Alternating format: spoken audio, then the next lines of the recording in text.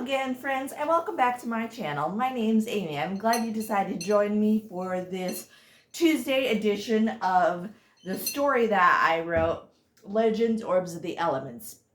As always, if you are interested in picking up a copy for yourself, I will be leaving all that fun information at the end of the video. So let's just jump right back into this adventure. Chapter 61.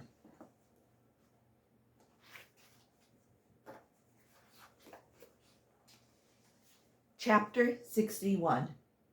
Jacob surveyed the shadows of the early light of the morning. The coast was clear. All his senses were on alert. The three young men moved with great speed and stealth to try to locate Castilia. Rifa had been scraped up a good amount, thanks in part to the spirits who used their collective power against her when the flyers escaped. When the flyer escaped. She was briskly on her way to see how Nero was and to see what he might need when she barely collided with the three men. She recovered fast and smiled sweetly at them. They all had their weapons drawn. "Is this any way to greet a lady like myself?" she cooed at them. Jacob gripped her by the front of her dress and roughly shoved her against the wall. "Where is the legend? And don't lie to me." His words were sharp as steel. The other two kept their weapons pointed at her. Rifa knew he meant business. She didn't try to wriggle or play the damsel in distress act. She was aware they would end her life if they saw fit to. Rifa racked her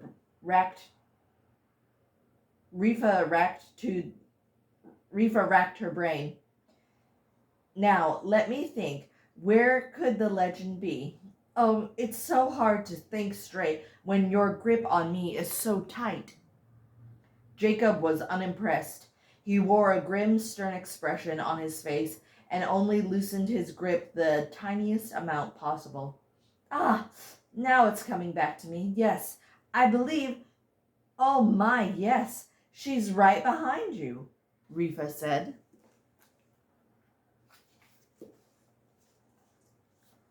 All three men were not expecting this, and they all slightly turned. That was enough for Rifa to get her arms loose and cross them while saying, "Away!" and vanished in an instant. Castilia stood there. "Oh, my dear friends, you've come back for me." Jacob and Sale gave each other a sideways glance. To them, something didn't feel right. What was it about her that had changed? Leon approached her and hugged her tightly. She didn't return the hug right away. Jacob inquired, "Did you find Nero?" She looked up at him. "Yes, in fact, I'll show him to you.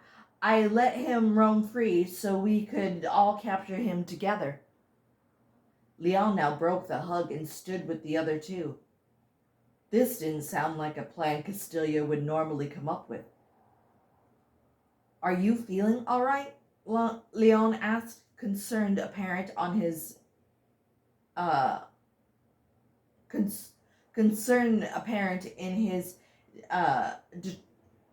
demure and I'm sorry. Let me start again. "Are you sure you're feeling all right?" Leon asked, concern apparent in his face. He drew his bow as if getting ready to test it, but he was notching it in case this was a trick. "Yes, of course I am. Come on, you lot, follow me," was all she said, and began to make her way out of the room and into the long hall. Jacob whispered to the others while Castilia was a little ahead of them. "Be alert. This smells like dark magic." Seal and Leon nodded in agreement. All three companions still had their weapons in case of trouble. They picked up their pace to keep up with Castilia, if it really was Castilia. Jacob had a sneaking suspicion that somehow the woman who appeared to be his sister was actually an impostor and one of Nero's henchmen posing as his sister. he would have to keep a sharp eye on her. So that is all the chapter for today, but it was a short one, so I'm just going to continue with chapter 62. Chapter 62. Rifa and Nero had telepathically spoken. Since Nero had his disguise, he wasted no time.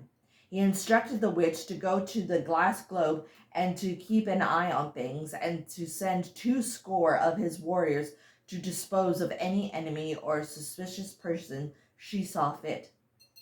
He was so close to getting what he wanted. This task he gave to Rifa would also quell any hurt feelings she might have felt during the fight and himself denying her help between the hunter earlier. He told himself not to get too confident.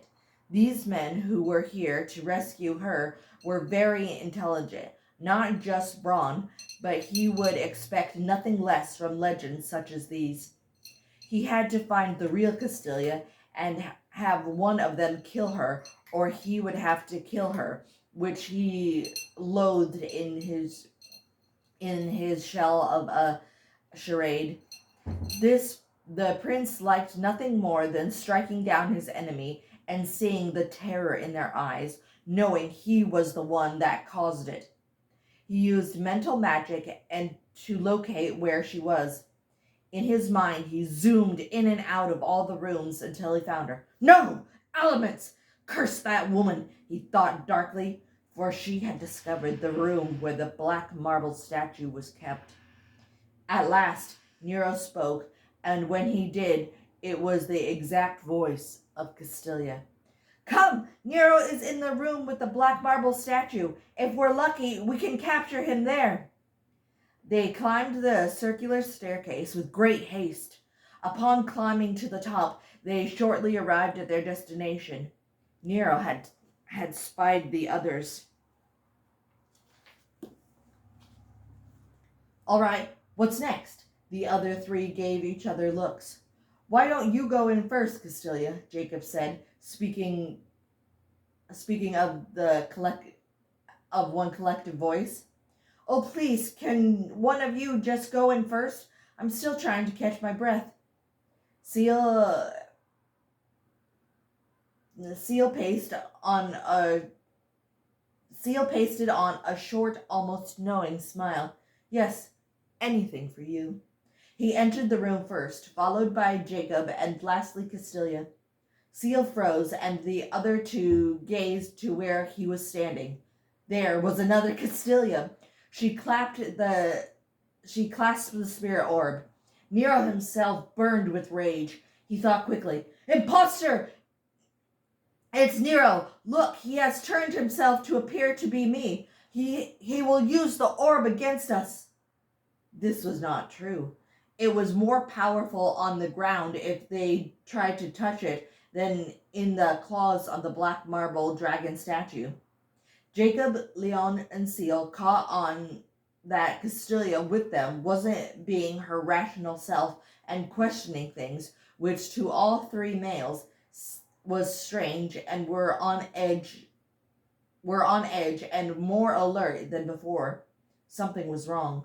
Seal spun on his heels and directed his words at their female friend. Castilia, who am I? Castilia looked him over briefly. Why, you're my dear friend and a legend, of course. Seal was now fully convinced that this was in fact not the real Castilia, but the prince himself. He asked, No, what is my name? Nero didn't think this mattered. Leon was catching on as well. Castilia, get the other Castilia with the orb.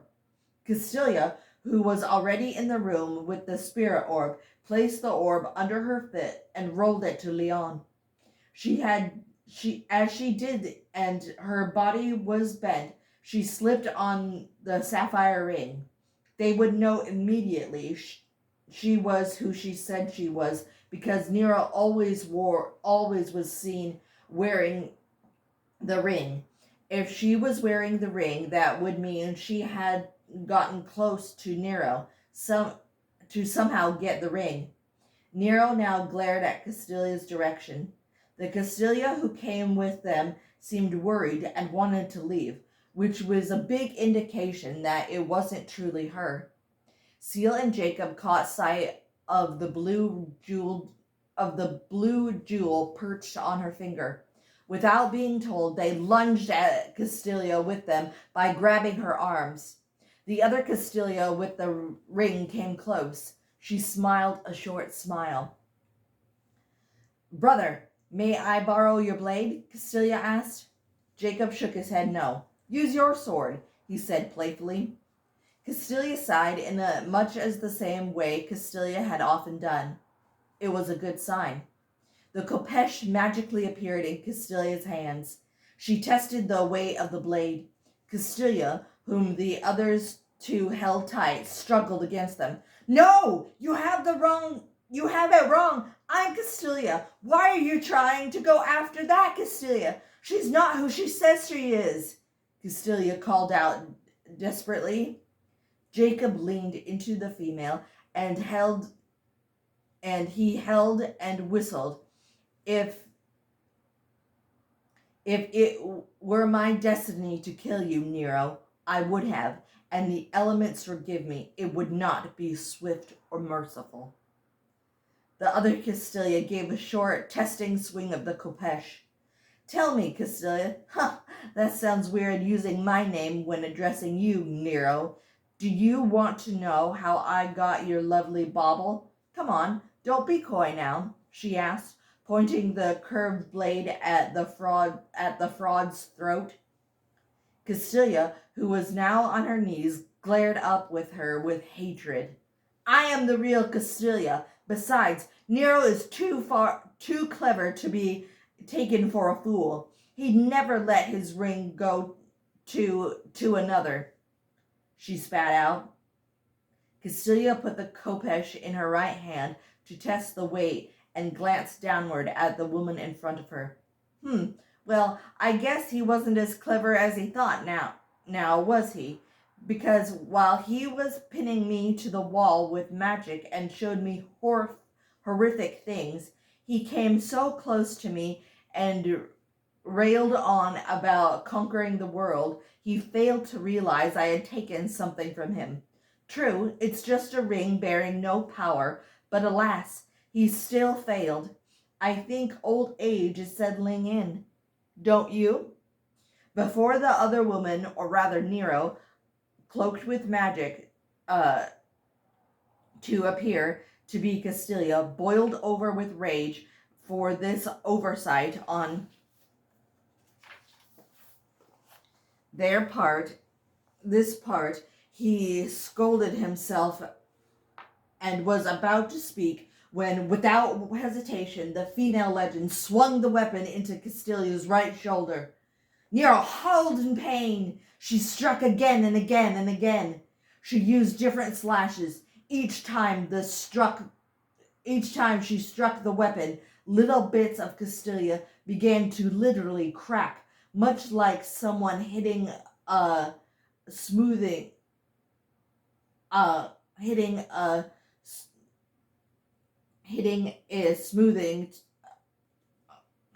to smash to break a mirror. Each time she struck the weapon, little bits of Castilia began to literally crack, much like someone hitting a smooth mirror. A large, ragged crack ran up Castilia's face. It was clear to the other two the prince was concentrating on holding the spell in place, but it was difficult, for each strike drew blood, and he was losing strength each time he had to mentally heal himself using magic. Slowly, the disguised flesh fell off in large chunks like scabs.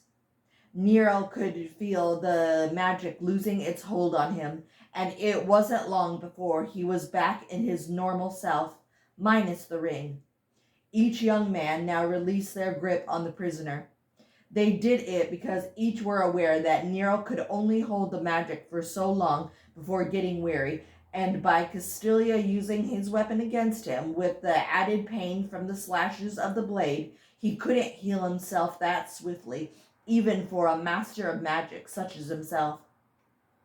Nero began to stumble and stagger his walk to leave. Each now drew their weapons again, ready to strike. Nero glanced at them darkly. You think you have won? You think because I am injured I am going to give up? Ha! You haven't seen the last of me! And with much effort on the prince's part, he arched his arms and a whirl of fire surrounded and burst into thousands of tiny ashes. Now the rescue party and Castilia herself hit the floor and covered their heads. Then Leon, looking timid, peeked around the room. He breathed out a long breath. Nero was gone. He went and helped his friends up and to see what the next plan of action would be from here on out. So that is all the chapters for today. Thank you so much for listening. If you are interested in picking up a copy of my book for yourself or a coworker or a friend or family, my book can be bought on Amazon.com, BarnesandNoble.com, Apple iBooks, and lots of other places books are sold. I also have a Facebook page dedicated to the characters and the setting of my story. I try to write an article Monday through Friday about different aspects of my books. The first article I wrote was about how I created the names of Leon and Castilia. Another article is about how I came up with the territories of the lands in this book.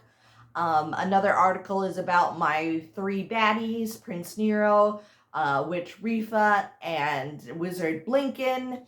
Another article is about how the magic system works in my story. So lots of good things. I try to keep the articles spoiler-free as possible. So if you want to continue on just listening to the story but want to find out more information about some of the characters, you guys will not be spoiled. Like I said, I also write some of my writing style and some things that I got inspiration from to write the story. So lots of fun insight.